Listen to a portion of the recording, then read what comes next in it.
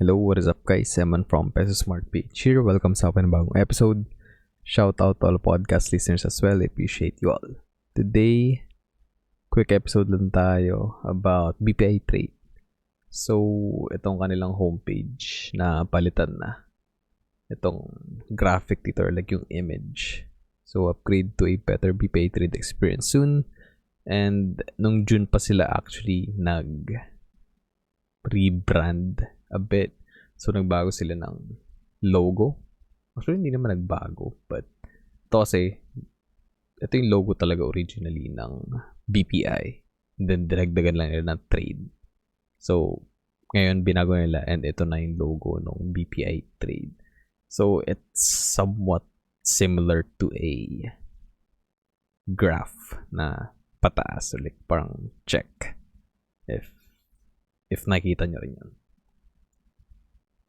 And kaya nila to ginagawa is kumbaga parang promotion sa mobile app nila. Kasi it's coming soon, I believe. Kasi syempre ito binago nila. And I believe like early last week, hindi pa naman ganito. Since almost daily ko din naman check yung portfolio. And ngayong weekend ko lang nakita tong change na to. But if we look sa kanilang Facebook page on June 1, June 2, ito, nag-post sila ng 20-second video. And dito nga sila nag-rebrand, diba? So, kita nyo yung parang check or like graph na tumataas. Then, ito. I believe this was Glorieta. Kasi ito yung escalator papunta sa top of Glo. So yeah, nakalagay naman dito. So dito, of course, pinopromote lang din nila yung BPI Trade. I'm not 100% sure kung meron ng mobile app na online broker here in the Philippines na pwede ka mag-trade ng Philippine stocks.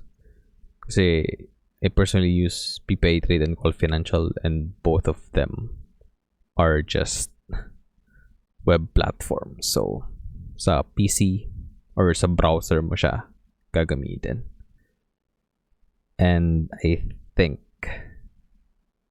barrier to entry din yun for newbies. Kasi based on statistics, yung Philippines is the most dependent country sa mobile phones here in Asia. And Asia is a very big continent. Hindi lang Southeast Asia, Asia. And I believe we have the highest average screen time on phones. So definitely yung mobile app will help encourage young people especially to invest, which is very good. So again, I think it's about time na rin that we have a mobile app for brokers dito sa Philippines para of course ma-encourage nga yung investing at a very young age ideally. So yung Filipinos, we spend nearly a third of our day, 32.53% on our phones. And personally, pinabawasan ko rin yung screen time ko, not specifically sa PC kasi I use my PC to work or my laptop, but yung phone, like especially social media. And yeah, we topped yung Brazil, around 32.46% sila. And yung population natin is hovering around 115 million people. And yung number of smartphone users, around 78 to 80 million people yung may access or gumagamit ng smartphone. So again, mas okay na yung mga investing platforms, meron silang app. Yes, you can still view yung BPI Trade or Call Financial sa browser ng inyong mga smartphones, but that's not very ideal. And hindi sila naka-code or naka-program specifically for mobile devices. And yung app on the other hand, is specifically designed, coded, and programmed para sa mobile devices. And around nasa 70-ish% of Filipinos yung merong smartphone. So, ito, mapapansin nyo dito, merong market calendar yung BPI Trade. Ito, this is a graphic, very, very common lang. Parang mga nakita nyo sa Canva. But eventually, magbabago yan. Kasi phone na yung pinapakita nila. So, dito, ayan, kita nyo. Ito yung rebrand nila ng logo. And ito, ayan, diba? Nakikita nyo yung phone. It looks like very much an iPhone. An iPhone screen. And then, lagi silang nagkakaroon ng, what do you call this? Ng maintenance and saying that they're upgrading. Yan, mga ganito. They're upgrading yung system nila and whatnot.